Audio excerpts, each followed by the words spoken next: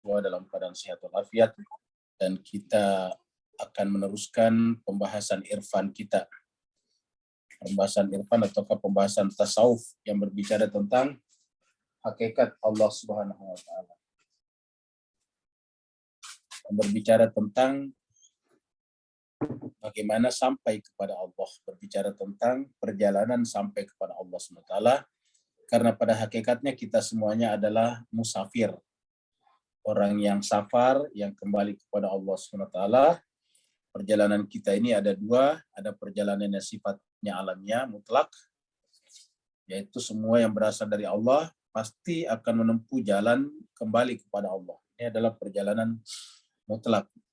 Ada perjalanan yang disengaja, yaitu perjalanan jiwa manusia harus disengaja. Yaitu kita harus dengan sukarela kembali kepada Allah Subhanahu wa taala. Namanya kita sebut dengan safar. Seperti mana kalau kita safar, Bapak Ibu sekalian, ya kita harus mempersiapkan segala-galanya. Kita harus membuat semua persiapan sebanyak mungkin. Begitulah juga dengan kembali kepada Allah Subhanahu wa taala secara disengaja, secara safar. Jadi ini disebut dengan suluk. Jadi perjalanan wujudi dan perjalanan suluki. Perjalanan wujud artinya bahwa semua kita secara hakiki kita kembali datang dari Allah dan kembali kepada Allah. Inna lillahi wa inna ilaihi rajiun. Itu adalah kemestian, tetapi ada yang disebut dengan perjalanan yang kita sengaja menempuh perjalanan itu. Nah, inilah yang kita bicarakan dalam tasawuf atau di dalam irfan. Mari kita masuk ke screen untuk meneruskan pelajaran kita yang lalu. Jadi Bapak Ibu sekalian, pada pertemuan kita yang lalu ini kita sudah bicara tentang cinta, yaitu hub. Jadi pembahasan kita yang terakhir. Jadi kita sudah sampaikan bahwa inti daripada perjalanan kembali kepada Allah yaitu kesadaran akan adanya sumber. Kesadaran akan adanya sumber itulah yang disebut dengan syukur. Setelah kita menyadari bahwa ada sumber, kita ini berasal dari suatu zat dan akan kembali kepadanya lagi, maka kemudian di dalam jiwa kita juga Allah simpan yang namanya cinta, kerinduan. Ini ada pada semua manusia. Jadi semua manusia itu pasti memiliki rasa cinta dan rindu. Tidak ada yang tidak memiliki itu. Yang berbeda adalah objeknya saja. Ada rasa cinta dan rindunya hanya objeknya kepada makhluk. Ada yang rasa cinta dan rindunya objeknya kepada sumbernya, asalnya. Nah, inilah yang benar, inilah yang hakiki, inilah yang sesungguhnya. Objek cinta dan rindu kita selain daripada Allah, selain daripada sumber, itu sifatnya adalah menipu. Menyebabkan kita kemudian terpalingkan dari cinta dan rindu kepada sumber. Padahal kita semuanya punya sumber.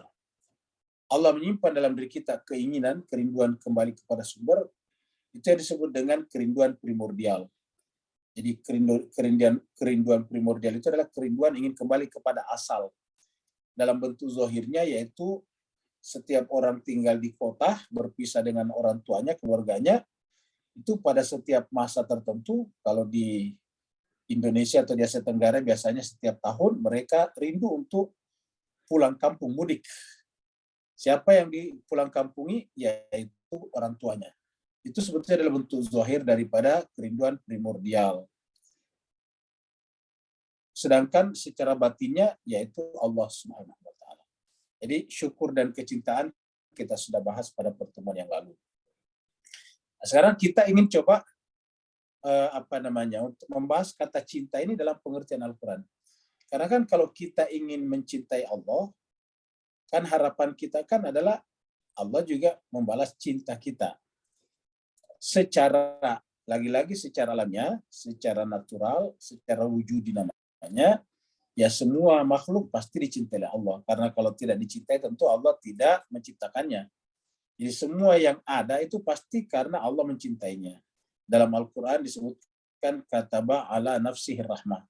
Allah menentukan pada zatnya, pada dirinya itu adalah rahmah, cinta kasih sayang. Dikataba ala nafsihi rahmah. Allah menentukan pada dirinya rahmah, cinta kasih sayang. Nah, jemaah sekalian, cinta dan kasih sayang inilah yang kemudian disebut tadi dengan alamiah. Tetapi lagi-lagi ada namanya suluki, ada suluk, ada cinta Allah kepada kita karena kita mencintainya juga. Ingat tadi jiwa kita secara natural, secara nature semuanya dari Allah dan akan kembali kepada Allah. Tetapi ada yang disebutkan kembali secara sukarela dengan menempuh jalan sabil syariat, namanya perjalanan suluki, ya. Ataukah disebut dengan safari. Kan itu kata safari dari kata safar. Perjalanan safar kembali kepada Allah SWT. Nah, agama datang agar kita safar, agar kita suluk kepada Allah Subhanahu wa taala dengan sukarela. Karena orang berjalan di sana kan ada yang terpaksa dan ada yang sukarela. Nah, sekarang kita ingin kembali kepada Allah dengan sukarela dan itu instrumennya, toolsnya Allah sudah simpan dalam bentuk kerinduan tadi. Nah, sekarang kita ingin agar kerinduan kita itu didorong oleh cinta kita, sehingga kemudian juga Allah mencintai kita dalam pengertian suluki atau dalam pengertian safari. Nah, jemaah sekalian, pada kesempatan kali ini kita beranjak dulu kepada ayat-ayat Al-Quran. Karena kalau sudah berbicara tentang siapa yang Allah cintai, tentu Allah yang paling tahu. Jadi Allah lah yang harus menjelaskan kepada kita siapa yang dia cintai. Ya. Nah, apa maksudnya kriteria apa, sifat-sifat apa yang harus kita miliki agar supaya Tuhan mencintai kita. Karena nanti takutnya kita merasa mencintai Tuhan, tapi kan cinta kita bertepuk sebelah tangan. Karena tidak sedikit orang merasa mencintai Tuhan, tapi ternyata salah. Orang-orang yang melakukan tindakan terorisme kan mengaku juga mencintai Tuhan. Saking cintanya kepada Tuhan dalam tanda petik, sampai mau mengorbankan dirinya dan orang lain. Nah, tapi ini salah. Oleh sebab itu, maka kemudian kita harus kembali tanya Tuhan. Kita harus kembali membuka, menelisik kitab sucinya Tuhan. Karena disitulah Tuhan menjelaskan siapa saja yang dia cintai. Atau kriteria apa saja yang menyebabkan seseorang itu dia cintai. Kalau kriteria itu kita tidak penuhi, ya tentu Allah tidak akan mencintai kita. Ini cinta dalam pengertian suluk ataukah safar. Nah, mari kita lihat di dalam Al-Quran. Kita sudah lihatkan di sini, ini ada, saya tuliskan kata-kata yuhibbu. Dalam Al-Quran ada banyak ayat kata-kata yuhibbu dan la yuhibbu. Nah, sekarang kita cari dulu yang ada la-nya, la yuhibbu. Kita cari yang ada la-nya, la yuhibbu. Yang tidak Tuhan cintai. Jadi kita cari dulu yang negatifnya, yang Tuhan tidak cintai. Karena kita kan harus membersihkan diri dulu dari hal-hal yang buruk. La ilaha, jadi kita cari yang ada la-nya dulu, yaitu yang Allah tidak cintai. Nah, kita jemaah sekalian, kita mulai dari ini ada 54 ayat, tetapi ada yang dia cintai dan apa yang dia tidak cintai. Nah, sekarang kita lihat yang pertama dulu jemaah sekalian, ini adalah kita ambil dari surat Al-Baqarah. Jadi kita bikin daftarnya di sini ya. Kita bikin daftarnya di sini, yaitu ya sifat-sifat manusia yang tidak ya, kita tulis tidaknya besar. Sifat-sifat manusia yang tidak dicintai Allah.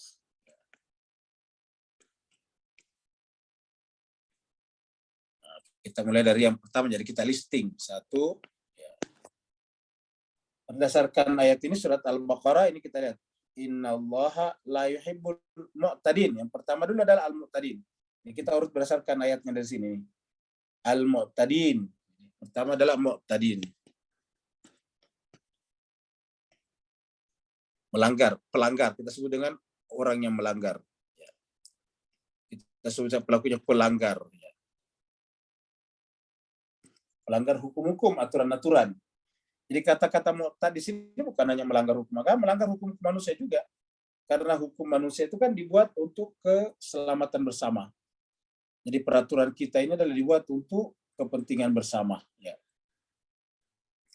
Jadi kita mulai dari Innallaha la yuhibbul mu'tadin, surat Al-Baqarah 190. Ya. Kita lihat di sini. Mana tadi?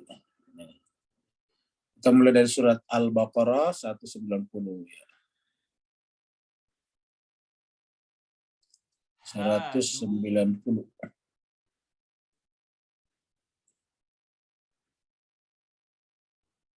Nah, ini dia.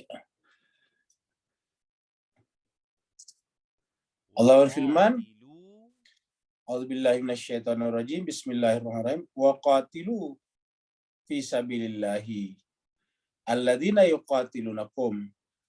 Perangilah, ingat kata perang ini adalah urusannya negara, domainnya negara. Jadi domainnya negara mengatakan perang. Jadi yang menentukan perang itu bukan individu, bukan kelompok, tapi negara sebagai suatu entitas hukum yang berdaulat.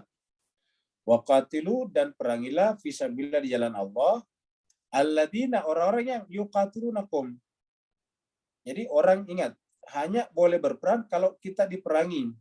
Jadi artinya dari ayat ini kita lihat bahwa konsep perang dalam Islam itu adalah pencegahan, bukan agresi. Jadi konsep perang dalam Islam itu bukan agresi, tetapi adalah defensi, mempertahankan diri. Ya, jadi kata-katanya perangilah di jalan Allah, tapi ingat di jalan Allah, jadi tidak boleh atas dasar hal-hal seperti misalnya kesukuan, seperti misalnya nasionalisme sempit, seperti misalnya egoisme pemimpin saja, tidak boleh. Kenapa harus anak fisabilillah? Jadi waqatilu fisabilillah. Alladzina, orang-orang yang yuqatilunakum, yang memerangi kalian. Jadi perangilah di jalan Allah orang-orang yang memerangi kalian. Jadi kata-katanya orang-orang, jadi syaratnya adalah memerangi kalian. Jadi namanya membela diri. Dari mana kita tahu? Karena ini wala ta'tadu, jangan melampaui batas. Jadi penggunaan kata la ta'tadu di sini artinya bahwa satu, konsep perang dalam Al-Quran adalah bersifat defensif, mempertahankan diri, bukan agresif, menyerang orang, tidak boleh. Yang kedua adalah tidak boleh melampaui batas. Kalau melampaui batas berarti berubah menjadi agresi namanya. Jadi kita hanya mempertahankan diri, artinya apa? Menghentikan agresi pihak lain sampai di perbatasan negara kita saja, tanpa ada keinginan dan pretensi untuk memperluas perbatasan negara. Karena kalau kita ada keinginan untuk memperluas perbatasan negara, berarti sama saja dengan mengambil hak orang lain. Sama dengan kita punya tanah, kita beli tanah 100 meter persegi, terus kemudian pagarnya kita pindahin sedikit-sedikit ke tanahnya orang, sehingga tanah kita menjadi luas, tetapi ngambil tanahnya orang. Itu dalam Islam tidak boleh. Apalagi negara. Jadi tanah individu saja tidak boleh diambil, apalagi negara. Karena setiap negara itu artinya apa? Di sana ada persepakatan untuk membuat kehidupan bersama. Jadi waqatilu fi sabilillahi alladziina yuqatilunakum. Tapi dengan catatan wala ta'tadu, jangan melampaui batas. Baru ditutup innallaha, Bapak perhatikan di sini, innallaha la yuhibbul mu'tadin. Allah tidak mencintai, ingat Bapak sekalian, la yuhibbu, kata yuhibbu, muhabba, jadi kata-kata ahabba yuhibbu.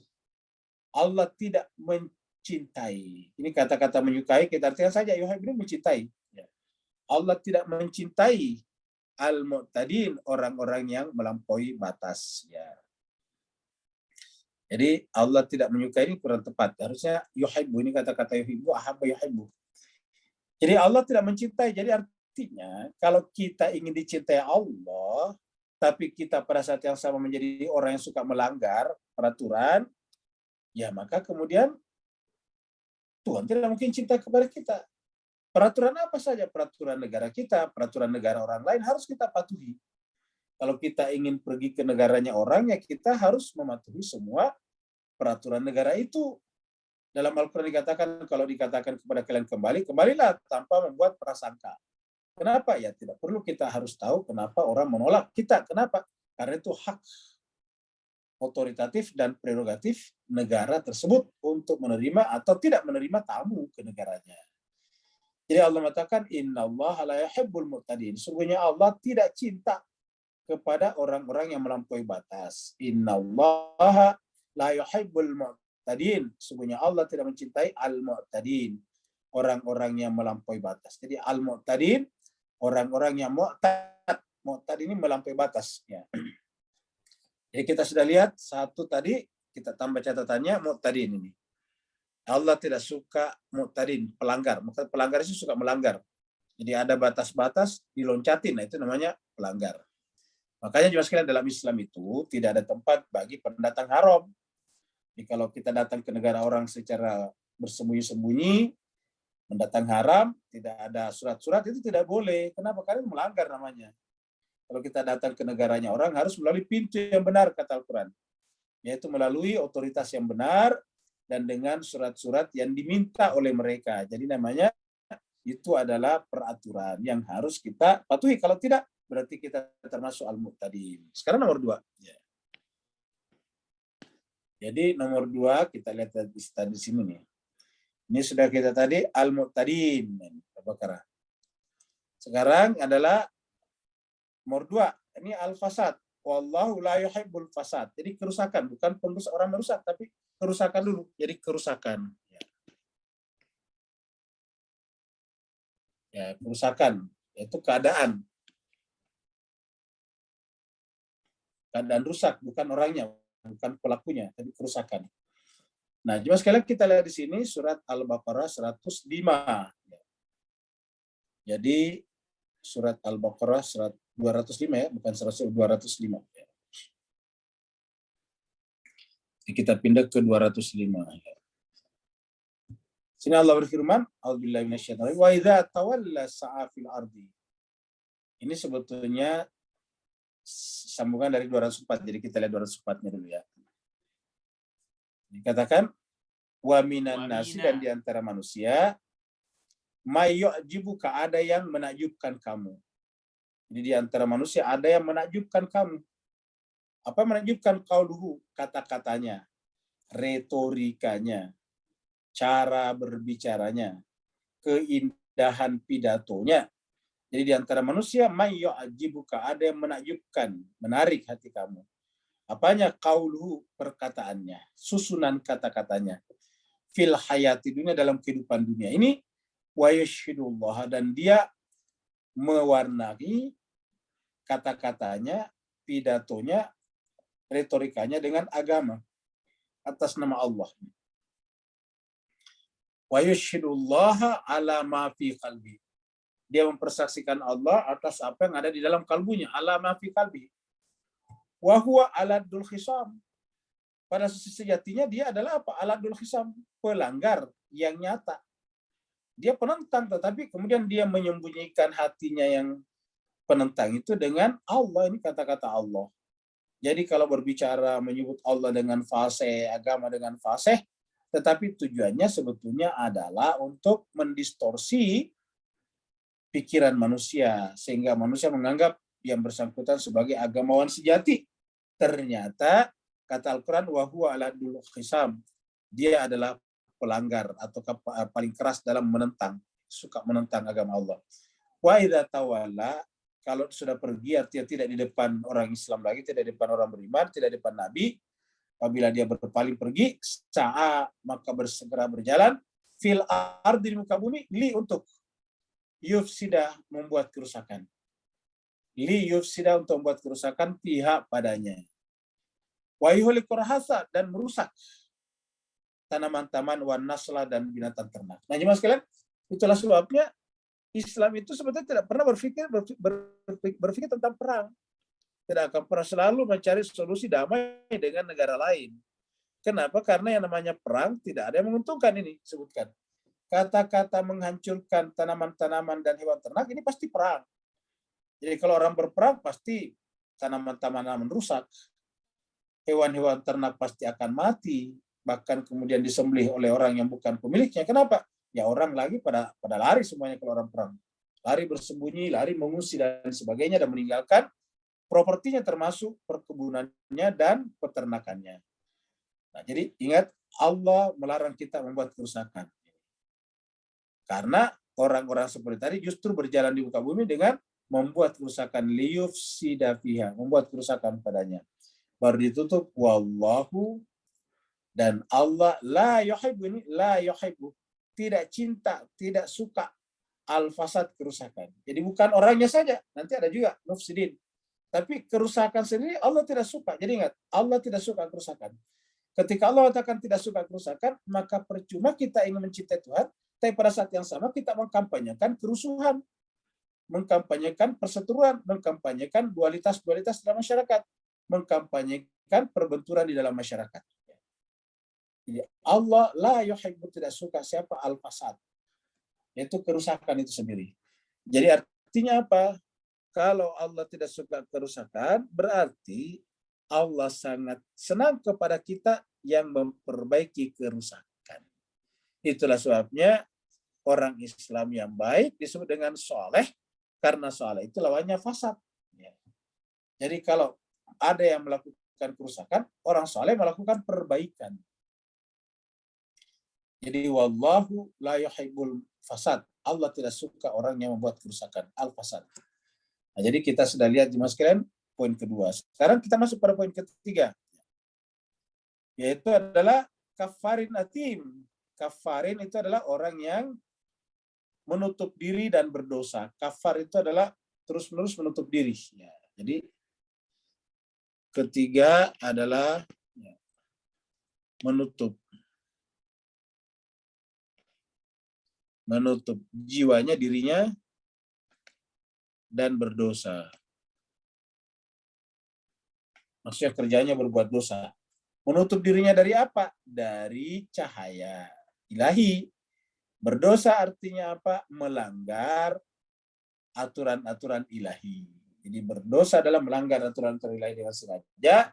Menutup diri artinya tidak ada keinginan untuk belajar dari sumber yang paling tinggi, yaitu ketuhanan. Jadi menutup diri. Nah, menutup diri inilah yang disebut dengan kata kafarin atim.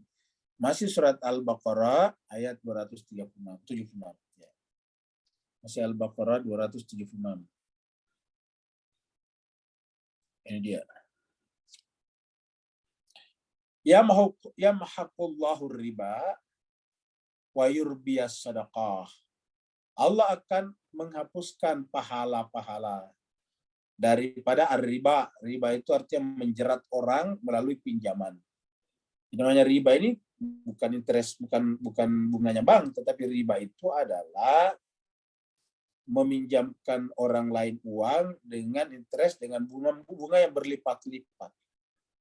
1 juta dipinjam, bulan depan harus bayarnya 2 juta. Ya, karena orangnya mepet, ya ambil aja itu 1 juta. Lupa kali perangkap, karena bulan depan langsung bayar 2 juta, berarti bunganya 100%. Bulan depan tidak bisa bayar pinjaman yang sudah jadi 1 juta itu, ataukah 2 juta itu. Lalu kemudian akhirnya 2 juta itu dihitung berlipat ganda lagi bulan berikutnya. Jadi 4 juta. Ya. 4 juta bulan berikutnya yang bisa bayar lagi, didobel lagi jadi 8 juta. Begitulah seterusnya sampai kemudian yang bersangkutan menyita, mengambil alih properti orang tersebut. Entah diambil tanahnya, rumahnya, dan sebagainya. Nah, maka Allah mengatakan yang seperti ini pasti akan mengalami kehancurannya. Yang bersangkutan ini pahalanya, imbalannya tidak mereka terima nanti di akhirat. Yamhaqullahu riba wa yurbiyas sadaqah, dan juga menyuburkan sedekah. Jadi riba itu dihapuskan, sedangkan sedekah disuburkan. Ya. Kenapa? Karena kalau sedekah membantu orang lain itu berhasil terbantu, keluar dari lubang kemiskinan, kemudian dia beraktivitas, akhirnya kemudian dia bayar zakat juga dan sebagainya, ujung-ujungnya akan saling menghidupkan yang lain. Karena yang namanya transaksi ekonomi itu adalah transaksi untuk saling menghidupi sebetulnya, karena dasar daripada ekonomi itu adalah barter, bertukar pikiran, bertukar barang. Bertukar barang artinya apa? Artinya saling menghidupi. Ya, jadi yamhaqullahu riba wa yurbiyas sadaqah. Baru ditutup wallahu la yuhibbu kulla kafarinatin. Allah tidak mencintai setiap kafarin. Ya, setiap orang-orang yang menutup diri, asim, lalu berdosa. Jadi artinya apa? Mereka tidak ingin melakukan perubahan. Dinasihati baik-baik tentang riba yang berlipat ganda, mereka justru mengacuhkan. Kenapa? Karena mereka lebih memilih kepentingan pribadinya daripada kepentingan bersama. Jadi wallahu la, ingat kata-kata la, wallahu la yuhibbu kulla kafarinatin. Allah tidak cinta kepada setiap perbuatan kafar dan asim. Di kafarin atim, menutup diri dan dosa. Jadi jemaah sekalian serbagi, kita sudah lihat yang ketiga. Sekarang kita masuk pada yang keempat ya. Yang keempat adalah, nah ini dia, al-kafirin. Ini tadi adalah apa namanya, kafarin. Kafarin ini, kalau ini adalah tadi la yuhibbul kafirin, orangnya. Jadi orangnya sengaja atau dengan sengaja menolak, menutup diri, sengaja memasang perisai di jiwanya sehingga cahaya yang ada dalam jiwanya tidak bisa memancar keluar. Jadi Allah mengatakan di surat Al-Imran ya, 32. Kita buka surat Al-Imran. Surat yang ketiga. Ya, ayatnya 32. Ayatnya 32. Ya. Qul katakanlah Muhammad, ati Allah, taatlah kepada Allah. War Rasul, dan taatlah juga kepada Rasul. Taatlah kepada Allah dan Rasulnya. Fa'in tawallau, kalau kalian berpaling, artinya tidak taat kepada Allah dan Rasul. Fa'inna, maka sesungguhnya Allah itu la yuhibbul kafirin, tidak mencintai orang yang kafirin. Nah, kafirin sini sudah orangnya, orang yang sengaja menutup dirinya. Jadi la yuhibbul kafirin, Allah tidak mencintai orang yang dengan sengaja menolak kebenaran. Ini namanya kafir, orang yang menolak kebenaran. Jadi kita lihat ada tadi kafar, tadi kan sebelumnya kafar, sekarang adalah kafir. Kalau sebelumnya kan kafar ini, kafarin atim. Kalau sekarang kafirin, ya. Jadi kita lihat menutup diri dan dosa. Yang keempat adalah ya, orang kafir.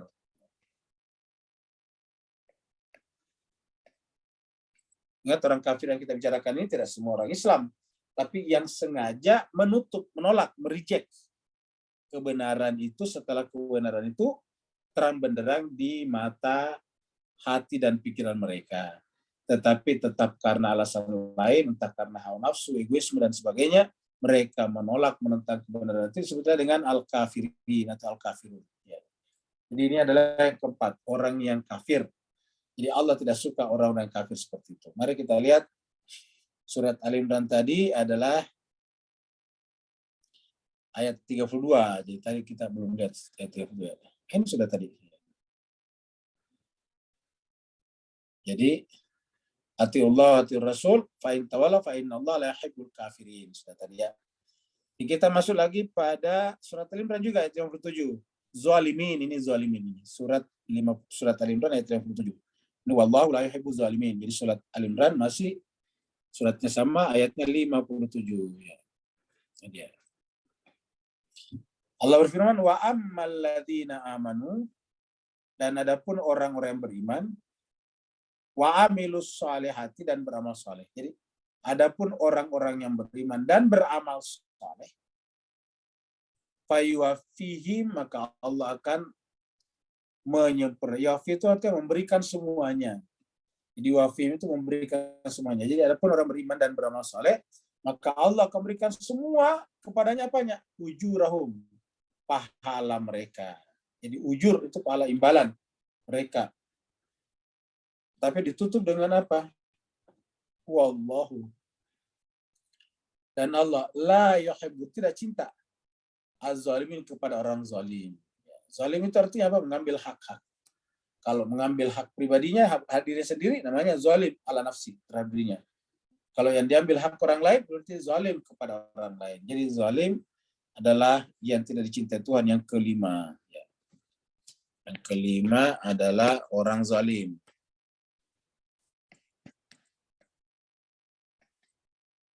Orang zalim. Orang zalim atau di bahasa kita lalim. Orang lalim, orang zalim.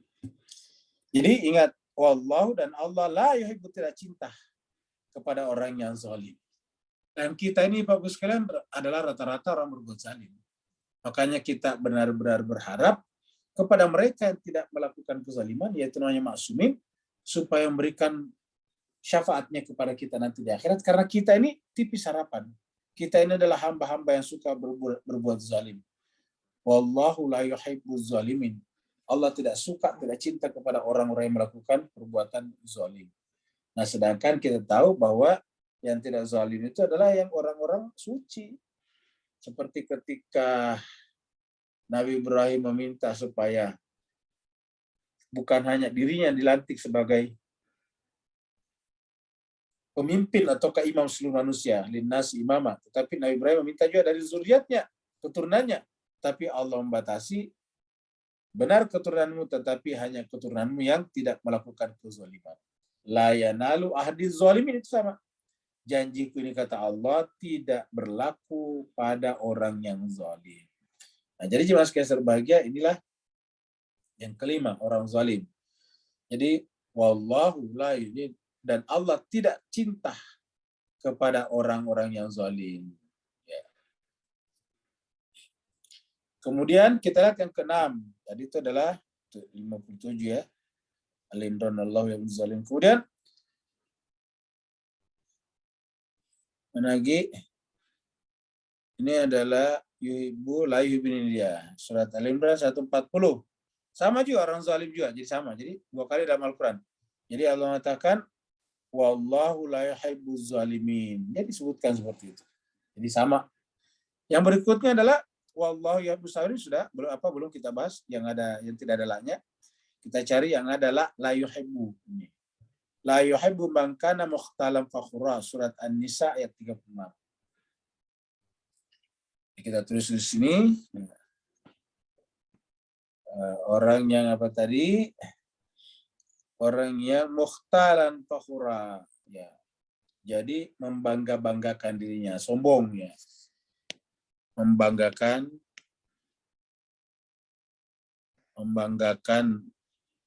diri sendiri. Bahkan diri, maksud atau yang terkait dengan diri kita, entah itu adalah keluarga kita dan sebagainya. Membanggakan diri. Jadi tidak boleh kita membanggakan diri. Jadi innallaha la yuhibbu man kana mukhtalan fakhura. Kita lihat surat An-Nisa 36. Surat An-Nisa surat 4 ayat 36. Jadi kita pindah ke surat An-Nisa ini. Ayatnya 36.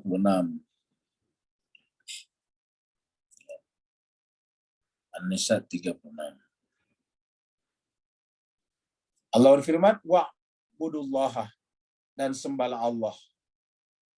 Wa'budullaha, sembahlah Allah. Wala tusyriku, dan jangan mempersekutukan Allah dengan apapun. Jadi sembahlah Allah, jangan ada sekutu yang hadir dalam jiwa kita. Karena apapun yang hadir dalam jiwa kita selain Dia, maka itu namanya syirik. Jadi wala tusyriku bihi syai'an, dengan apapun, kata syirik sesuatu apapun. Wabil walidaini ihsana, dan kepada kedua orang tua berbuat ihsanlah. Wabil walidaini ihsana, kepada kedua orang tua berbuat ihsan. Wabidil kurba, dan juga kepada kerabat. Pertama orang tua, baru kemudian kerabat, keluarga lain, wal yatama, kemudian anak yatim, wal masakin, orang miskin, wal jarizi, dan orang-orang yang berada dalam keadaan sangat butuh, yaitu jar itu sangat tergantung. Jar itu bisa bermakna juga tetangga. Dzil qurba, yang dekat. Jadi kita ini diperintahkan oleh ayat ini untuk jangan mempersekutukan Tuhan. Terhadap orang tua berbuat baik. Terus kemudian juga berbuat baik kepada kerabat, juga kepada anak yatim, juga kepada orang miskin, juga kepada tetangga yang dekat dan tetangga yang jauh. Al-jarizil junubi. Al-jarizil qurba, dekat, jadi tetangga dekat, ya kata Nabi sekitar 40 rumah di sekitar kita. Wal jarizil junubi, dan tetangga yang jauh, dalam pengertian tetangga jauh bisa bermakna agama lain. Ya, ada yang mengartikan itu agama lain itu adalah tetangga yang jauh. Sesama muslim ke tetangga yang dekat, ada yang mengartikan seperti itu. Wasahibi bil jambi, dan teman sejawat. Teman sejawat itu artinya as-sahib itu teman, kawan, sahib, sahabat. Bil jambi, apa itu jambi? Yaitu junub. Jambun itu adalah apa namanya, yang ada hubungan kekerabatan dengan kita. Yang kata-kata junub itu yang biasa kita kumpul di rumahnya, nginap di rumahnya, itu kan biasanya keluarga dekat. Itu namanya al-janbi. Kemudian wa bani sabil dan juga ibnu sabil. Nah, siapakah ibnu sabil di sini? Secara zahir artinya anak-anak yang diterlantarkan oleh orang tuanya, tetapi bisa juga bermakna ibnu sabil itu adalah orang yang sedang safar atau mengambil jalan sair wasuluk kembali kepada Allah Subhanahu wa taala. Nah, mereka seperti ini terkadang disebut dengan ibnu sabil. Baru kemudian wa ma malakat aimanukum, dan orang-orang yang menjadi bawahan kalian. Jadi orang-orang berada di bawah tanggung jawab kita, kita sebagai pemilik corporation, ataupun sebagai pemilik keluarga, pemilik rumah tangga maksudnya. Jadi wa ma malakat aimanukum. Baru ditutup innallaha la, inilah ingat, la yuhibbu. Sungguhnya Allah tidak mencintai man, orang-orang kana yang aslinya dalam jiwanya mukhtalan fakhura, sombong dan menyombongkan diri, sombong dan membanggakan diri. Ya. Jadi sombong dan membanggakan diri, bahkan membanggakan diri. Tokoh sombong ini nomor 6 tadi. Ya. Jadi kita sudah lihat mukhtalan fakhura. Jadi kita kembali lagi ke sini. Kemudian masih surat An-Nisa ini, ya. Ini adalah innallaha la yuhibbu man kana khawanan atima. Masih surat An-Nisa ayat 107 sekarang. Ya. An-Nisa-nya 107.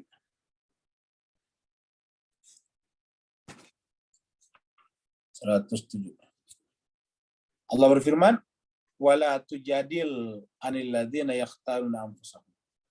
Ini artinya janganlah kamu berdebat untuk membela. Jadil itu berdebat dengan mengeluarkan dalil-dalil dalam rangka membela anil ladzina yakhtanuna, yang berkhianat, yakhtanuna anfusahum, dia mengkhianati dirinya sendiri. Kenapa? Karena kalau kita manusia ini mengkhianati sesama manusia, hakikatnya mengkhianati diri kita sendiri. Karena dalam Islam itu tubuh manusia banyak, tetapi hakikatnya cuma satu, yaitu bahwa kalau kita mencintai diri kita, harus juga mencintai orang lain. Kalau kita menghormati hak-hak kita, maka harus kita menghormati hak-hak orang lain.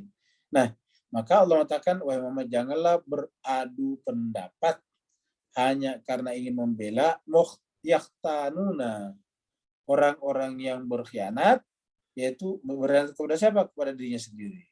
Kita ini adalah bagian daripada satu kesatuan, kita manusia seperti manusia yang lain.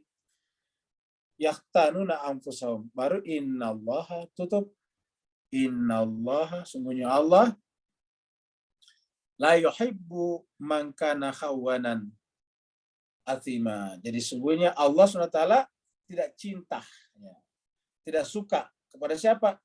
Man kana khawanan athima, adalah orang yang berkhianat. Asimat ya sudah ada tadi berdosa, ya. Jadi berkhianat. Allah tidak suka kepada orang yang khianat, ya. Orang yang khianah, yang khianat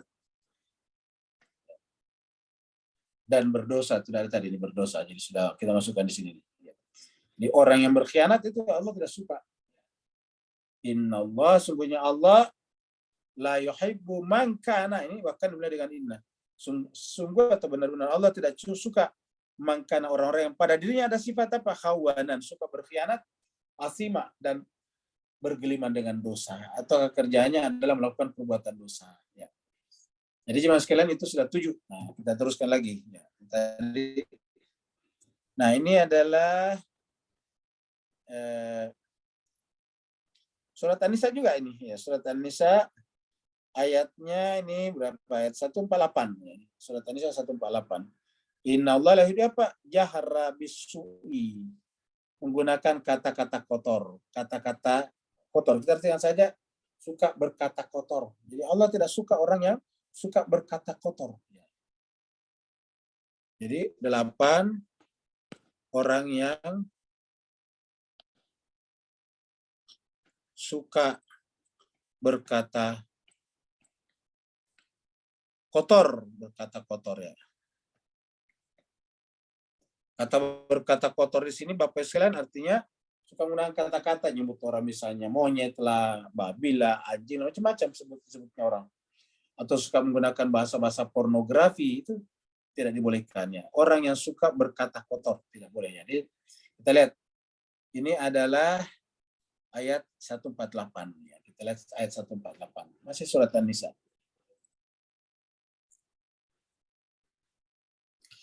Allah berfirman, la yuhibbullah. Allah tidak cinta. Ini seperti Allah. Walaupun ini di awal, tapi sama juga. Allah tidak cinta.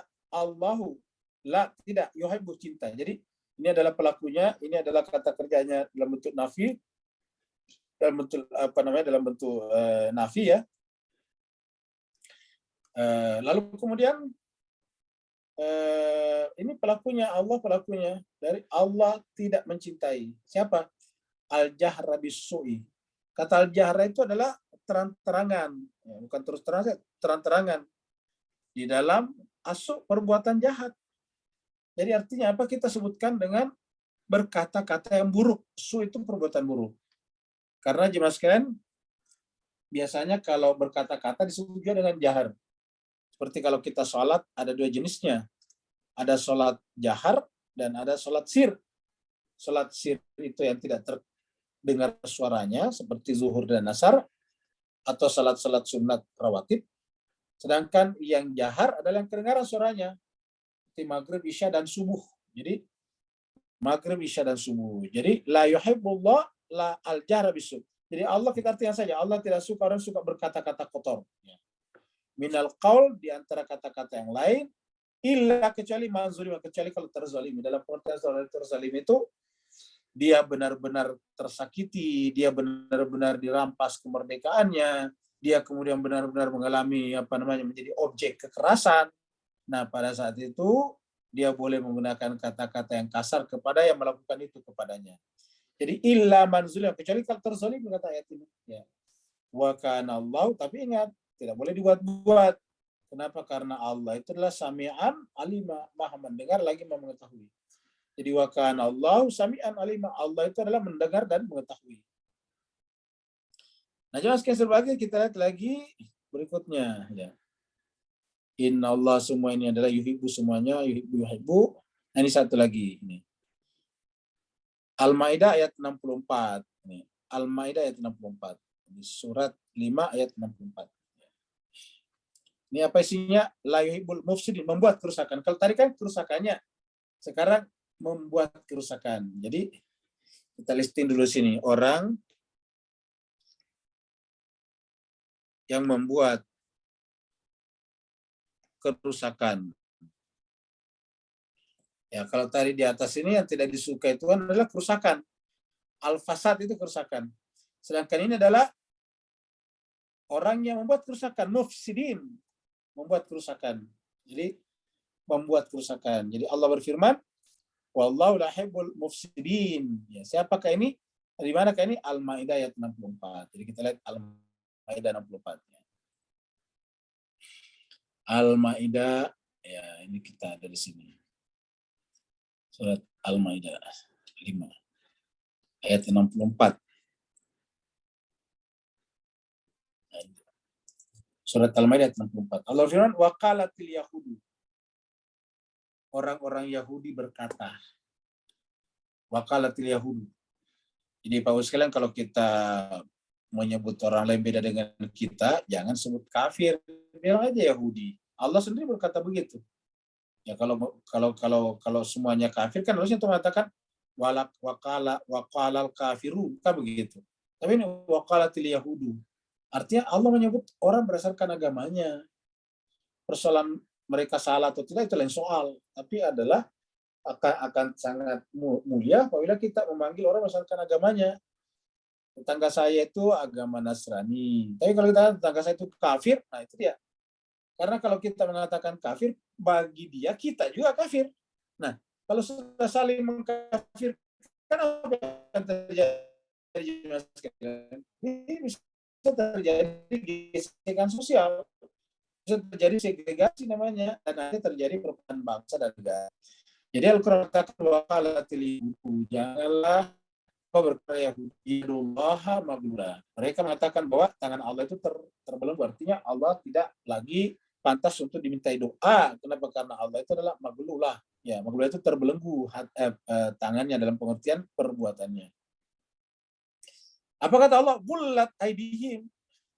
Yang benar adalah mereka lah yang pelit, yang terbelenggu.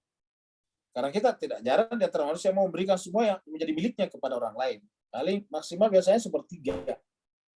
Ya, jadi kata Al-Quran katakan gullat aidihim. Yang benar ialah tangan mereka lah yang gullat, yaitu terbelenggu. Walau ainu bima qalu, mereka dilaknat atas apa mereka katakan. Jadi kata-kata ini adalah dilaknat. Kenapa? Karena ini adalah mensalahfahami Tuhan. Bayangkan kalau menyebut Tuhan itu terbelenggu. Kalau terbelenggu tangannya Tuhan, bagaimana ada ciptaan? Bagaimana bisa ada hujan, bagaimana ada udara, dan seterusnya. Jadi Allah mengatakan, gullat aidihim. Walau ainu bima qalu, dilaknat atas apa yang mereka katakan, yaitu prinsip mereka bahwa tangan Tuhan terbelenggu. Bal yadahu mastutatan. Yang benar ialah bahwa tangan Tuhan itu adalah mabsutatan, terbuka lebar. Mabsutatan kita artikan secara bahasa Melayu terbuka lebar tangannya. Siap memberikan rezeki kepada hamba-hambanya. Yunfiqu kaifa yasha,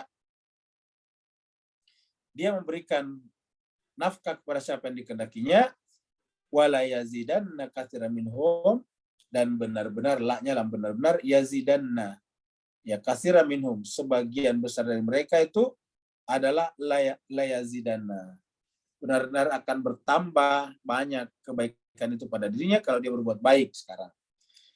Jadi wala yazidanna katsiran minhum ma unzila ilaika, apa yang diturunkan kepadamu min rabbika, dari Tuhanmu, tughyanan wa kufra. Jadi mereka yang durhaka dan kufur, mereka tidak bertambah kecuali siksaan. Wa alqainal bainahum bil ada wa alqaina bainahum al adawata wal baghdha, dan ditimpakan kepada mereka di antara mereka bermusuh-musuhan dan juga kebencian. Ila yaumil qiyamah, sampai pada hari kiamat. Kullama auqadu naran, setiap kali mereka menyalakan api, lil harbi atfa'ahallah, setiap kali mereka menyalakan api, lil harbi maksudnya api peperangan, karena harbi adalah peperangan, selalu atfa'ahallah, Allah memadamkannya. Atfa'ahallah. Wa yas'auna fil ardi, dan mereka berjalan, bepergian, beraktivitas di muka bumi, fasad, dalam keadaan membuat kerusakan. Ya, maka mencairlah es di kutub utara, naiklah permukaan lautan, begitu. Terjadilah siklus musim ataukah cuaca yang ekstrim, yang volatilitasnya tinggi. Jadi wayas'auna fil ardi fasada, mereka berjalan ke bumi dengan membuat kerusakan. Baru ditutup, wallahu, Allah la yuhibbu, tidak suka al-mufsidin, kepada orang yang buat kerusakan. Jadi fasad ini, ya, ini fasad ini adalah kerusakan, al-mufsidin orang yang buat kerusakan. Jadi fasadnya tadi kerusakannya, ini adalah mufsidinnya orang melakukan kerusakan. Jadi wallahu la, ingatlah, la yuhibbul mufsidin. Allah tidak suka, cinta kepada orang yang buat kerusakan. Jadi Allah tidak suka kepada orang yang membuat kerusakan di muka bumi, karena kita ditempatkan di sini, aslinya adalah bumi ini adalah indah, bagaikan sorga di khatulistiwa, maka kemudian rusak karena akibat tulah tangan perbuatan manusia juga. Jadi itulah orang-orang yang dicintai Allah SWT. Jadi kita kembali lagi tadi. Mufsidin, ini ada lagi, tapi mu'tadin sudah berulang tadi. Ini adalah kata-kata innallaha la yuhibbul mu'tadin, sudah tadi nomor 1 ya. Nah, ini ada satu lagi, tapi bukan la. Ini adalah tidak ada la-nya, yuhibbul muhsinin. Baru kemudian ini ada la-nya lagi. La tusrifu innahu la yuhibbul musrifin. Musrifin. Allah tidak suka musrifin, israf. Jadi kita lihat surat Al-An'am, surat yang ke-6 ayat 141 ya. Ini 2 lagi berturut-turut ini, 141 dan Al-Araf nanti ayat 1 yusiful musrifin ya. Jadi musrif itu melampaui batas atas wewenang kita, itulah musrif. Itu kan ada doa kita, Rabbana ighfir lana dzunubana wa israf. Israf itu dari kata musrif. Musrif itu adalah berbuat lebih daripada kemampuan kita, lebih daripada kapabilitas kita. Kita paksakan diri, dan Allah tidak suka yang seperti itu. Ya, innahu la yuhibbul musrifin. Surat Al-An'am 141. Surat Al-An'am. Surat yang ke-6 ayat 141.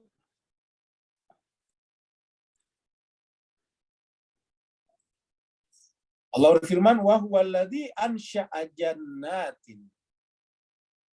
Dan dialah Allah yang ansya'a, ya, menumbuhkan, menginginkan jannatin, hidupnya kebun-kebun, taman-taman yang indah. Ma'rusyatin, yang di dalamnya ada buah-buahan.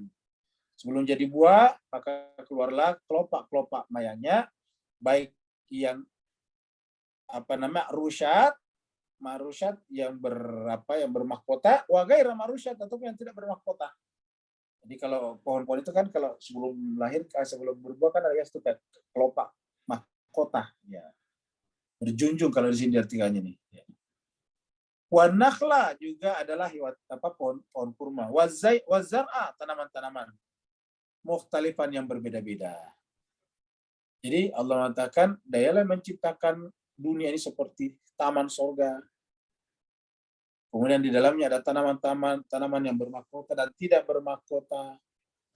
Juga di dalamnya ada pohon-pohon kurma, ada tanaman-tanaman lain yang berbeda-beda macam-macam rasanya ukuluhu. Baru kemudian ada zaitun di sana, ya. Ada rumman di sana, rumman itu 5 mutasyabiah yang seperti dengan yang kita terima di dunia, wa ghaira mutasyabiah, ataupun yang tidak serupa. Baru kemudian Allah firman, kulu min samarihi idza asmara. Makanlah dari apa-apa yang ditumbuhkan kepada kalian dalam bentuk buah-buahan, samari buahnya, idza asmara, apabila berbuah. Jadi makanlah hasilnya, tetapi wa'atu haqqau, tapi berikan juga haknya. Ada haknya siapa? Yaitu orang-orang yang tidak mampu, yauma hasadihi, pada saat panen. Jadi pada saat panen kita disuruh memberikan. Wala tusrifu, tapi ingat jangan melampaui berlebih-lebihan. Berlebih-lebihan itu dalam urusan kita. Kalau salat misalnya lebih daripada kemampuan kita, salat malam maksudnya, itu termasuk israf. Wala tusrifu, janganlah kau melampaui berlebih-lebih daripada SOP-nya ataukah apa yang sudah ditentukan. Innahu la yuhibbul musrifin, karena Allah tidak suka orang yang berlebih-lebihan. Jadi kita artikan berlebih-lebihan. Jadi Allah tidak suka orang yang berlebih-lebihan, ya. Nah, tadi ini ya, ini kembali ke sini ternyata, ya. Keluar, ya.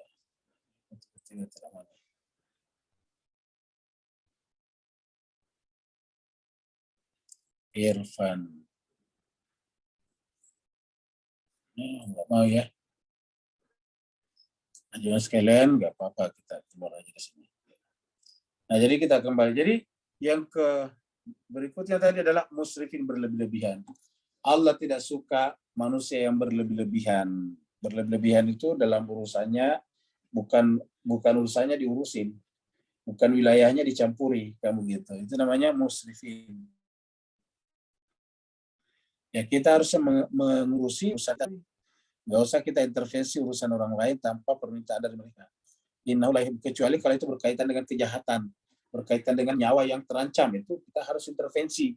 Ada orang dimasuki rumahnya, kita harus, walaupun kita tetangga, ya harus kita berteriak. Kita harus langsung melapor kepada polisi. Innahu la yuhibbul musrifin. Sekarang juga sekalian, jadi beberapa. Jadi yuhibbul musrifin terakhir. Ini juga musrifin juga. Ini innahu la yuhibbul musrifin. Ini kembali lagi mu'tadin, ya. Nih, kembali lagi tadi la yuhibbul khainin, orang berkhianat. Sudah ada tadi. Berkhianat. Ya, jadi itulah beberapa ayat di dalam Al-Qur'an, ada 9. Ya. Kemudian yang lain itu adalah yang positif aja, yang indah-indah saja. Ya. Ini seterusnya ini ada la yuhibbul mustakbirin, yang ternyata ada satu nih. Mustakbirin. Jadi ini Allah tidak mencintai orang yang mustakbirin. Mustakbirin itu orang sombong. Istikbar, menganggap dirinya lah yang paling besar. Jadi surat An-Nahl ayat 23, ya. Surat An-Nahl ayat 23.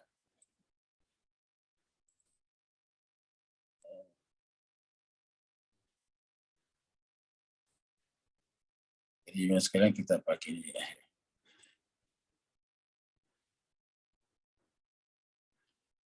Jadi yang ke-9 sekarang, yang ke-10 tadi ya. Yang ke-10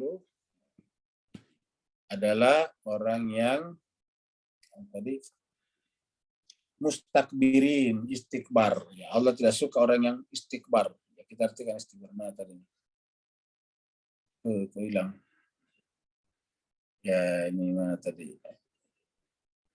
Ini dia. Tidak cinta kepada orang yang istikbar, orang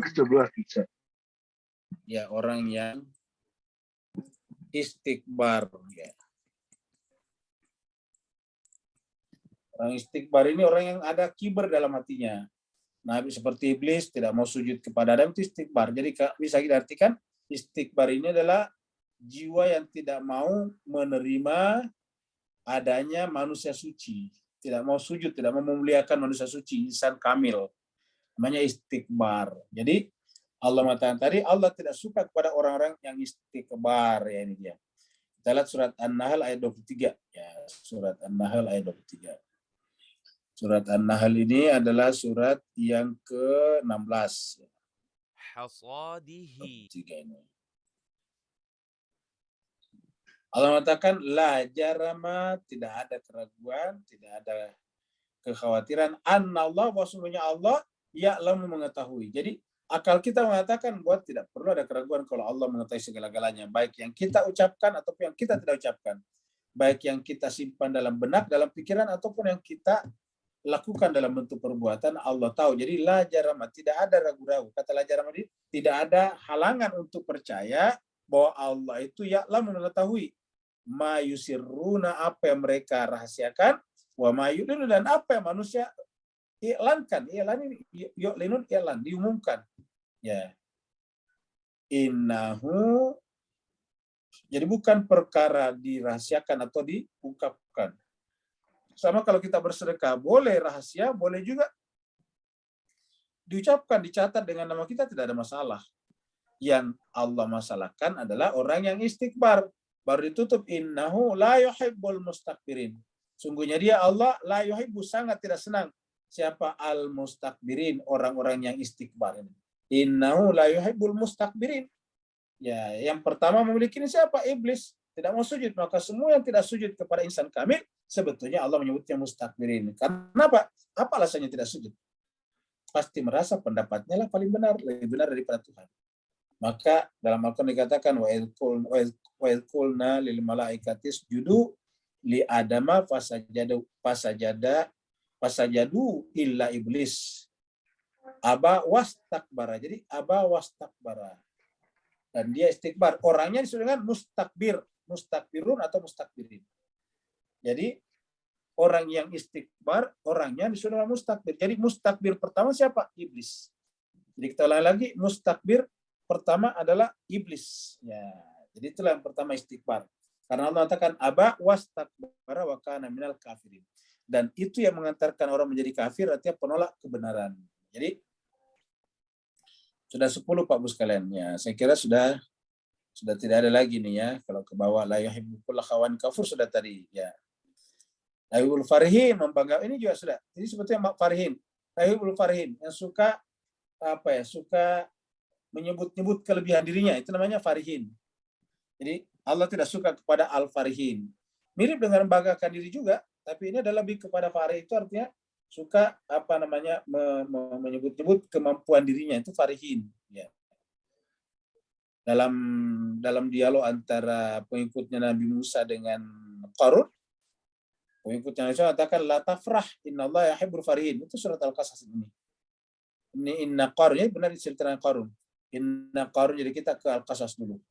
Di kesimpulannya yang ke-11 ini adalah orang yang Allah tidak suka kepada orang yang farihin. Ya, farihin itu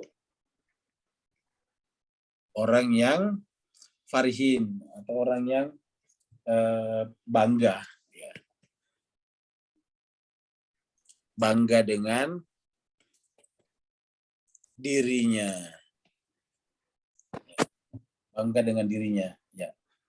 Jadi kita lihat tadi surat Al-Qasas ayat 76. Ya. Surat Al-Qasas surat 28. Ya. Surat 28. Ayatnya 76.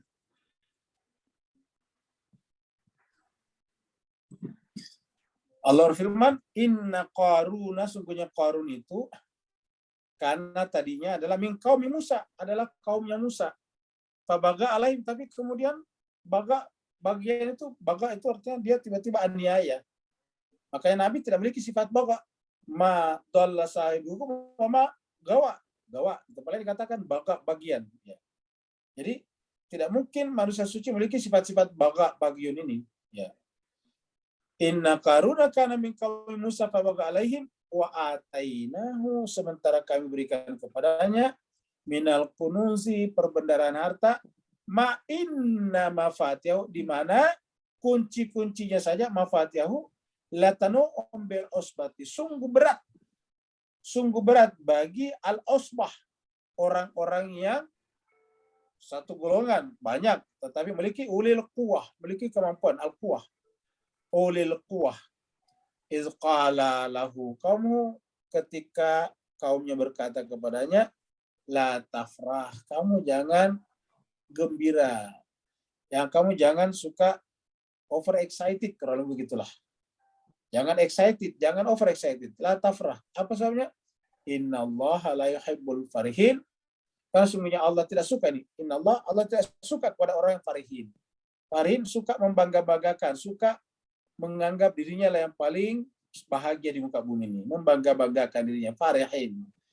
Nah, jadi jemaah sekalian berbahagia, kita sudah mendapatkan begitu banyak poin ya. Jadi banggakan dirinya, sudah ketemu 11. Jadi kita sudah dapatkan 11 poin yang berkaitan dengan, ya ada lagi tadi ini ya. Ini tadi adalah ya, nah tadi Elahibul kafirin sudah tadi ya, kemudian Al-Qasas tadi ya. Nah, ini adalah tadi Al-Qasas sudah tadi sampai di sini ya. Berikutnya lagi adalah la yuhibbul kafirin udah tadi. La yuhibbu kulla mukhtalin fakhur sudah tadi. Jadi kemudian la yuhibbu zalimin udah tadi, orang zalim ya. Jadi sudah pengulangan. Innallaha yuhibbu, yang dicintai. La yuhibbu kulla mukhtalin fakhur sama tadi sudah suka membangga-banggakan dirinya juga, fakhur dalam pengertian fakhur. Ya, jadi itulah jemaah sekalian. Jadi ada 11 kelompok yang Allah tidak cintai tadi. Jadi artinya apa? Kalau kita ingin dicinta Allah, jangan memiliki sifat-sifat ini. Jangan punya sifat suka bangga-banggakan dirinya, prestasinya. Juga jangan suka istikbar, menganggap dirinya sombong, menganggap dirinya yang paling besar. Ini semua sifat-sifat ini adalah sifat-sifat zulmani namanya, sifat-sifat zulmani dalam diri kita. Ya. Enggak zulmani. Kalau yang satu tadi itu lagi adalah, ini kita lihat sudah terbuka ya. Ini dia. Nah, tadi sini 9 di sini. Jadi pertama adalah pelanggar mu'tadin. Jangan kita suka melanggar aturan-aturan. Ya, jadi kita usahakan sedapat mungkin selalu memenuhi aturan manusia, apalagi aturan Tuhan. Ya. Jadi kalau dimanapun kita berada, kata orang Sumatera Barat, di orang Minang, dimanapun kita berada, disitulah dimanapun kita berpijak ya, apa itu kata-katanya, di mana kaki berpijak, di situ langit dijunjung, kan begitu. Jadi kita harus mematuhi peraturan setiap wilayah.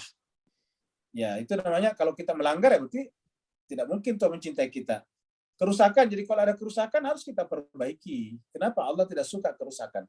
Maka Allah tidak suka orang membuat kerusuhan. Karena kalau bikin kerusuhan pasti terjadi kekacauan. Kekacauan pasti ada kerusakan, ada rumah dibakar, ada orang yang mengungsi sampai jutaan. Nah, itu Tuhan tidak suka seperti itu. Ya. Kemudian menutup diri dan berdosa. Itu Allah tidak suka. Ya. Jadi bersifat berdosa. Kemudian kafir selalu menutup dirinya terhadap kebenaran.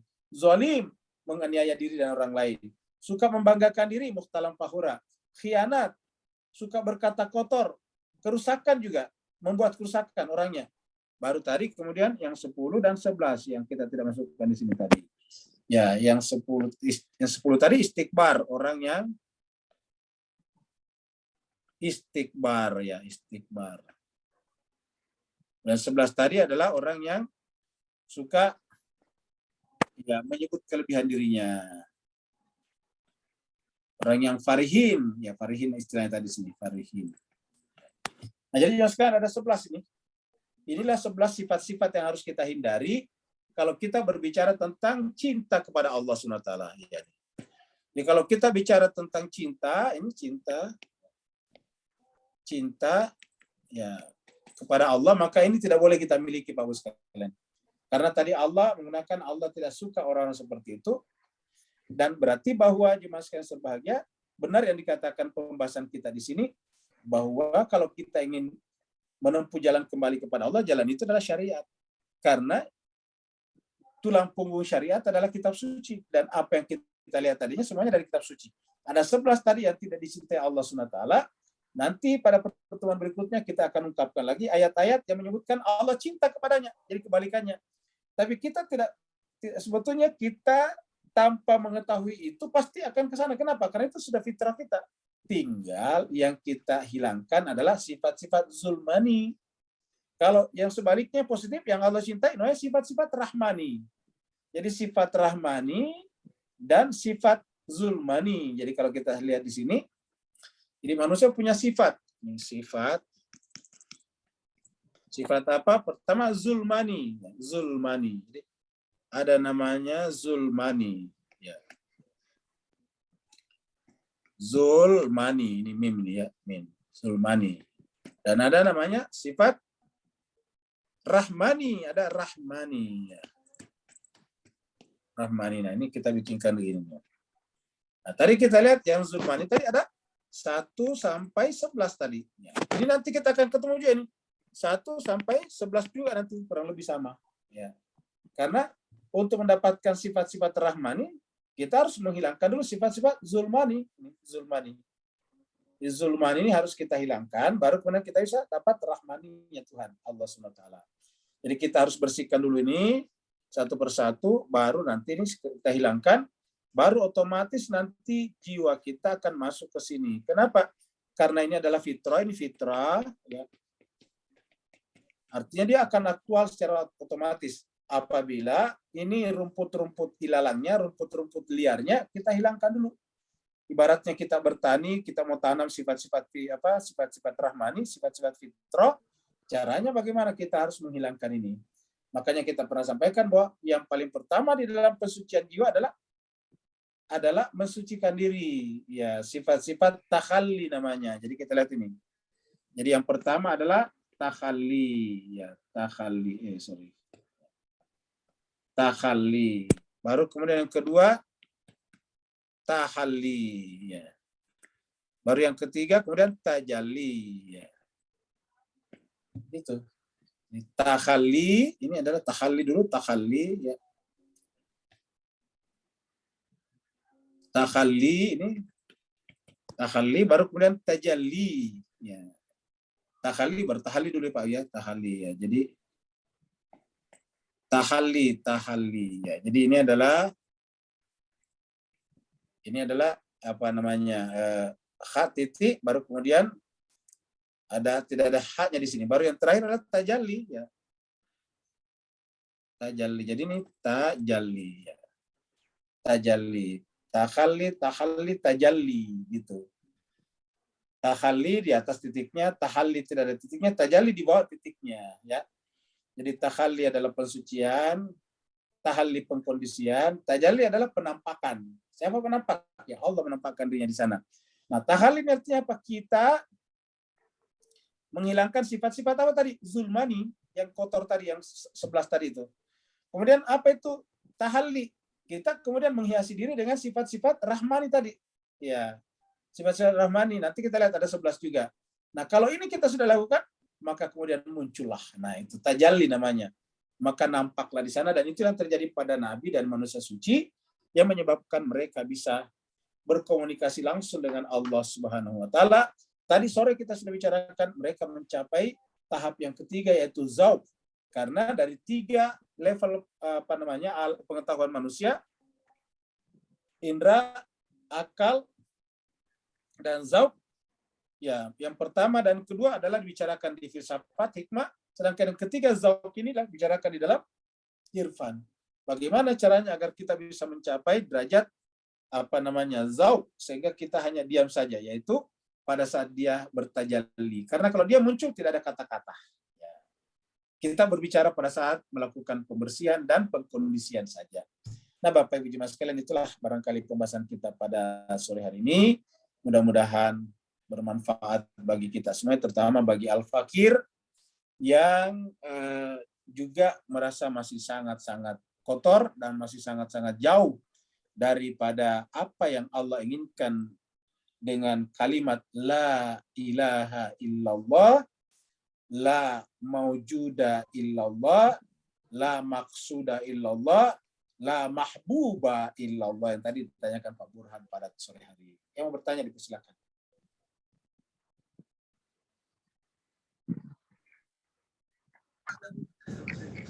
Silakan Bapak Ibu bagi yang mau bertanya. Silakan Pak Mansur kalau mau istirahat. Yang lain mau bertanya silakan. Haji Ridwan silakan kalau mau bertanya. Haji Ridwan. Assalamualaikum Ustaz. Assalamualaikum. Waalaikumsalam warahmatullahi wabarakatuh. Siapa nih? Kamal Ustaz, Kamal. Pak Kamal silakan Pak Kamal ya. Pak Kamal. Sifat-sifat tersebut Ustaz ya. Masalahnya kadang tambah kita sedari Ustaz. Macam Ustaz ya. Iya. Sifat-sifat yang negatif itu Ustaz itu, yang ke-11. Kadang-kadang kita tak sedar Ustaz, sifat itu ada di dalam diri kita. Bagaimana Ustaz? Ya, betul. Jadi ini memang masalahnya Pak Kamal ya. Jadi bukan hanya kita ya, termasuklah para pasufi, para pesuluk juga sering kita tidak sadari. Nah, inilah pentingnya kita selalu baca Al-Quran, karena kalau kita baca Al-Quran kan kita ingat, oh ada tadi ayat itu. Kita ketemu innallaha la yuhibbul fasad, innallaha la yuhibbul mufsidin. Ini Pak Bos sekalian, kalau kita sebutkan tadi, ini kan di Quran bicaranya, karena di Quran ini tentu tidak ada pembicaraan antara mazhab. Karena kalau Quran kan tidak mengenal mazhab Sunni, Syiah dan sebagainya. Al-Quran. Jadi artinya berdasarkan Al-Quran, gerakan ataukah kegiatan saudara-saudara kita yang suka merusak negaranya orang, melakukan tindakan terorisme, kemudian meledak-ledakkan masjid-masjid yang sedang ceramah, ini jelas bertentangan dengan sifat-sifat yang kita bicarakan tadi. Artinya sejalan dengan sifat yang kita bicarakan tadi, itu sifat zulmani namanya. Sifat-sifat yang merusak. Nah, karena sering sekali kita tidak sadari, seperti dikatakan Pak Kamal, maka cara kita ada 2. 1, rajin baca Al-Quran, karena kalau kita baca Al-Quran artinya Allah menasihati kita. Kita ulangi lagi, kalau kita baca Quran, berarti Allah menasihati kita. Itulah sebabnya sholat wajib baca Quran, Fatihah dan surat, supaya kita meminta kepada Allah menasihati kita melalui mulut kita. Sedangkan kalau kita berdoa kita yang berbicara kepada Tuhan. Jadi lagi-lagi kalau kita baca Quran, Tuhan berbicara kepada kita melalui mulut kita sendiri, yaitu namanya menasihati kita. Sedangkan kalau kita berdoa, kita berkomunikasi dengan Tuhan.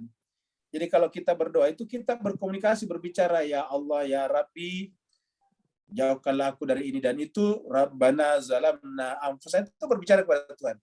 Jadi itu adalah yang pertama. Yang kedua, supaya kita luput atau terlepas dari sifat-sifat tidak sadar tadi,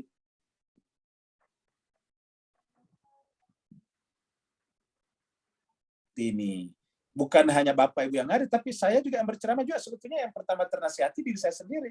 Karena dengan berceramah, dengan kita membuat majelis seperti ini, bukan hanya Bapak Ibu yang mendengar, tapi saya juga mendengar. Jadi sebetulnya ini adalah mekanisme saling menasihati namanya. Jadi namanya tawasau bil haqqi, tawasau bis sabr. Jadi karena Bapak Ibu semuanya bersedia hadir di majelis ini dan saya berceramah, maka sebetulnya kita apa yang terjadi? Tawasau, saling menasihati. Saling menasihati di dalam kebenaran, saling menasihati dalam kesabaran. Jadi inilah pentingnya majelis-majelis seperti ini. Tetapi ingat, subjek pembicaranya, topik pembicaranya, masalah-masalah seperti ini, masalah-masalah rohani. masalah-masalah irfani, masalah-masalah tasawuf. Karena ini menyangkut masalah akhlak, menyangkut masalah ma'rifat kepada Allah SWT. Dan apabila ini kritis ataukah krisis, kalau ini kurang dalam diri kita, inilah melahirkan kekerasan atas nama agama. Lahirlah yang disebut dengan ekstremisme, lahirlah yang disebut dengan radikalisme, lahirlah yang berbagai macam kejadian-kejadian yang berkedok atau yang berbaju agama, tetapi yang terjadi adalah kerusakan, pertumpahan darah, perang saudara. Ini sebetulnya bertentangan sekali dengan apa yang Allah inginkan dalam Al-Quran. Kita lihat tadi ada 11 yang tidak dicintai Allah.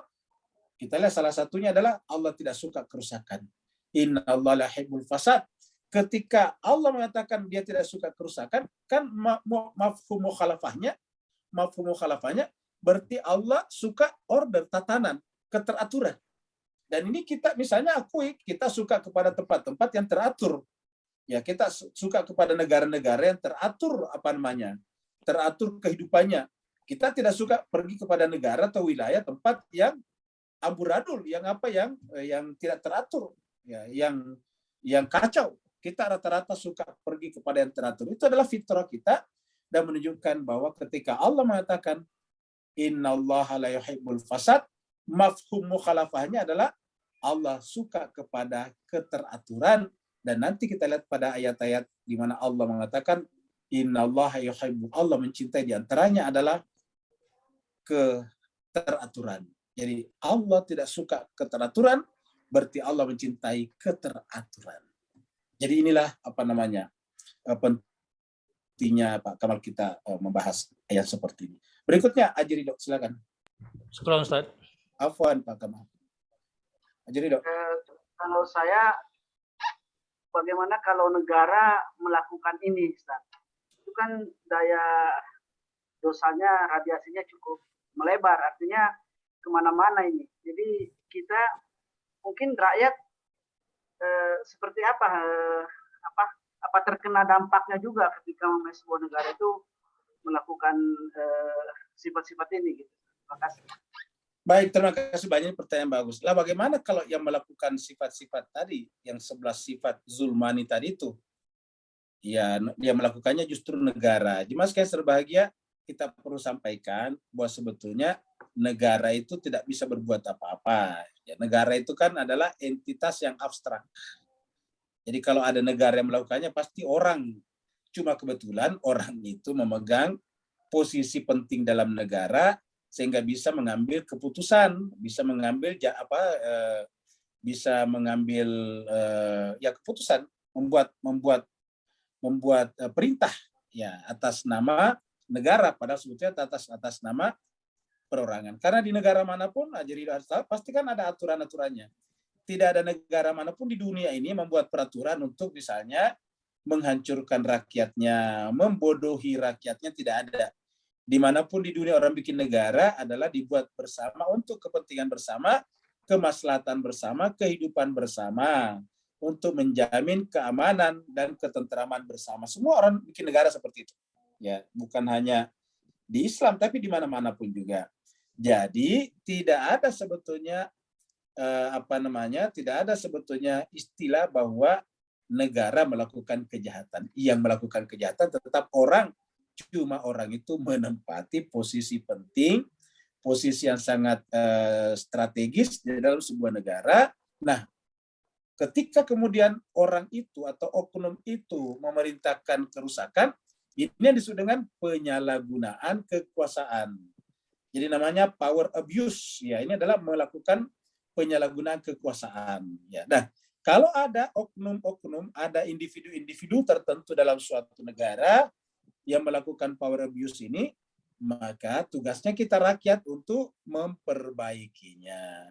Disinilah pentingnya rakyat bersatu supaya bisa menghentikan oknum-oknum yang melakukan kejahatan seperti itu dengan cara apa? Dengan cara baik, bukan dengan cara melakukan kekerasan juga.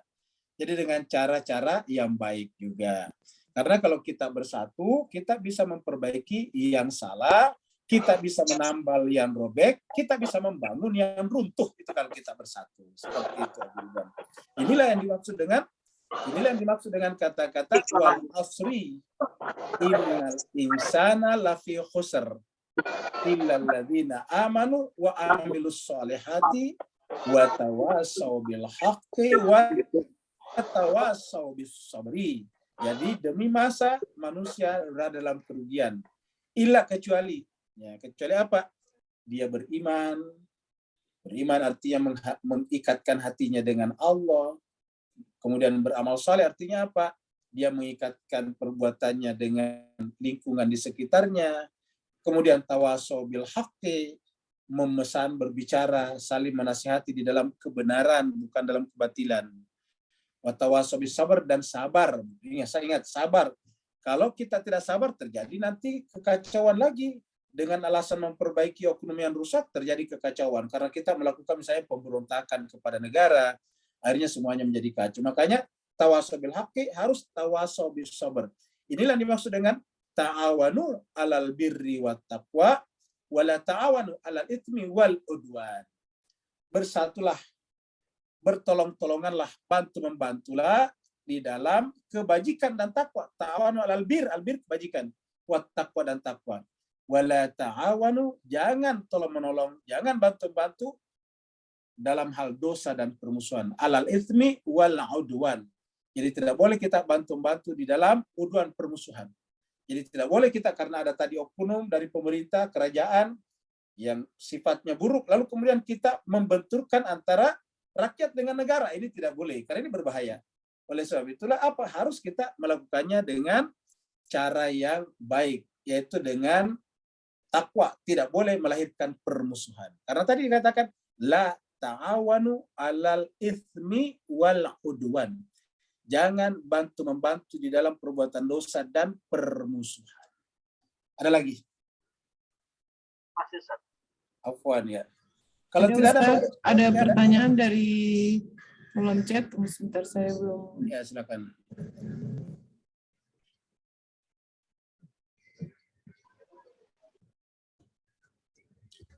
Nah, pertanyaan baik, pertanyaan Pak Buran ya, apakah tanggung jawab individu terhadap kerajaannya yang zalim? Ya, jadi Pak Buran. Nah, jemaah sekalian berbahagia, ini sama tadi dengan pertanyaannya Haji Ridwan. Jadi yaitu bahwa tanggung jawab kita, kata individu sini rakyat ya.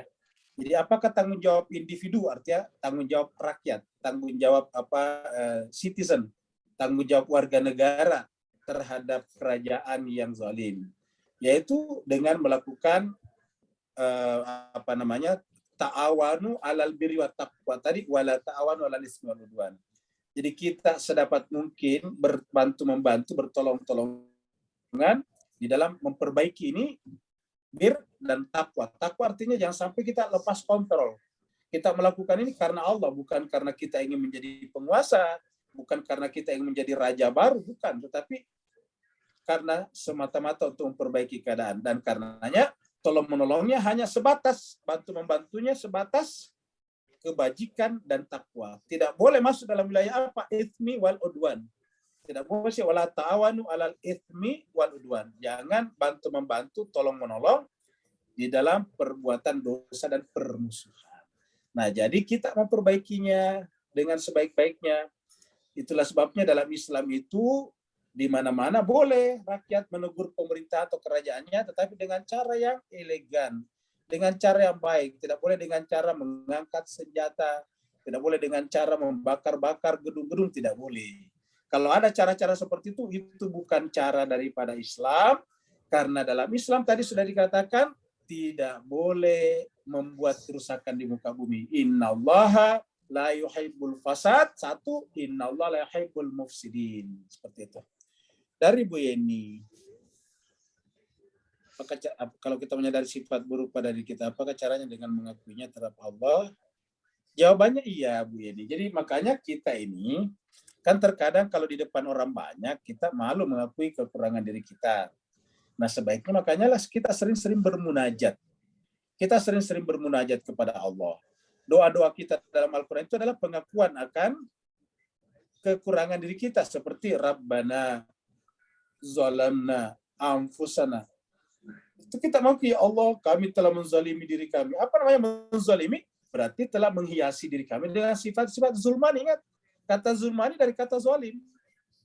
Jadi sifat-sifat zulmani itu sifat-sifat zalim sebetulnya. Jadi sifat zulmani sebaliknya adalah sifat rahmani. Sifat zulmani lawannya sifat rahmani. Ya. Rahman itu kasih sayang. Jadi kita mau Rabbana zalamna anfusana. Itu zalamna. Kita baca misalnya doanya Nabi Yunus ketika dibuang oleh orang-orang perahu ke dalam laut. Sampai di dalam perut ikan, Nabi Yunus mengatakan, La ilaha illa anta subhanaka inni kuntu minaz zalimin. La ilaha illa anta subhanaka inni kuntu minaz zalimin. Tidak ada Tuhan selain Engkau ya Allah, Maha Suci Engkau ya Allah. Kuntu, aku inilah yang tadinya minaz zalimin, yang zalim. Subhanaka inni kuntu minaz zalim. Aku inilah ya Allah yang zalim. Saya inilah yang telah menghiasi jiwaku dengan sifat-sifat zulmani. Maka ya Allah, sucikanlah, bantulah aku dalam menyucikan jiwaku agar Engkau satu-satunya yang hadir di dalam singgasana jiwaku. Nah, jemaah sekalian berbahagia, kalau kita ingin bermunajat seperti yang diinginkan Ibu Yen ini, rajinlah membaca doa kumail setiap malam Jumat. Karena doa kumail itu adalah doa-doa yang luar biasa. Saya Pak sekalian baca doa di mana-mana, nggak ada yang seindah doa kumail itu. Karena benar-benar di dalam doa kumail itu kita mengakui dosa-dosa kita. Ya, kita mengakui dosa-dosa kita yang menghalangi terijabahnya doa, dosa-dosa yang mengundang bencana, dosa-dosa yang membuat kita terjauh dari Tuhan. Semuanya disampaikan di situ. Ya. Dosa-dosa yang menyebabkan nanti kita mendapatkan murkanya Tuhan. Semua kita melakukan pengakuan di situ. Makanya jemaah sekalian, kalau kita rajin membaca doa kumail sambil menghayati isi dan makna kata-kata itu luar biasa. Rajinlah kita membaca doa-doa kumail, karena dengan rajin baca doa kumail hati kita menjadi benar-benar melakukan pengakuan seperti Bu yang dikatakan di hadapan Allah SWT, sehingga kita merasa di hadapan Tuhan benar-benar tidak ada apa-apanya. Karena kita tahu doa ini siapa yang baca. Yang pertama membaca doa ini adalah Nabi Khidir. Setelah itu kemudian diajarkan kepada Imam Ali, Sayyidina Ali bin Abi Thalib karramallahu wajhah. Luar biasa. Ini dibaca oleh manusia-manusia suci. Insan-insan yang kita lihat tidak pernah memiliki kekurangan pada dirinya, tetapi mereka membaca doa kumail sedemikian rupa. Nah, siapalah kita ini Bapak Ibu jemaah sekalian. Maka marilah kita membiasakan diri, mendawamkan, melazimkan membaca doa kumail setiap malam Jumat, tanpa meninggalkan kebiasaan kita yang lama seperti baca Yasin, doa baca surat Al-Mulk. Kalau mau baca surat Al-Mulk, baca surat Al-Kahfi. Tidak apa-apa kita baca Yasin dulu, baca Al-Kahfi dulu, baru kemudian baca Al-Mulk misalnya dulu. Setelah itu baru kemudian kita baca doa kumail kalau kita punya waktu cukup panjang. Kita baca doa kumail paling sekitar setengah jaman atau 45 menit paling lama selesai, tetapi kata-katanya luar biasa, sangat-sangat menyentuh kita. Seperti itu. Ada lagi? Sudah. Kalau tidak ada Pak sekalian, berarti kita Terima kasih Ustaz. Ya, sama-sama Pak Burhan. Kita akan berjumpa lagi pada pertemuan yang akan datang. Semoga Allah SWT memanjangkan usia kita. Dan dengan teriring doa juga kita bacakan Fatihah dan selawat untuk ikhwan kita yang tadi berangkat berhaji, yaitu teman kita, ikhwan kita yang paling rajin bertanya, yaitu Bapak Pak Nur Osman dari Singapura bersama dengan istrinya Ibu Masturat telah berangkat tadi berhaji, memenuhi panggilan Allah SWT. Semoga perjalanannya lancar pergi dan pulang, tidak ada kendala, tidak ada hambatan-hambatan. Ibadahnya yang sunat ataupun yang wajib ataupun yang sunat berjalan dengan baik, sehat walafiat, kembali dengan haji yang dosa-dosanya maghfurah, kemudian hajinya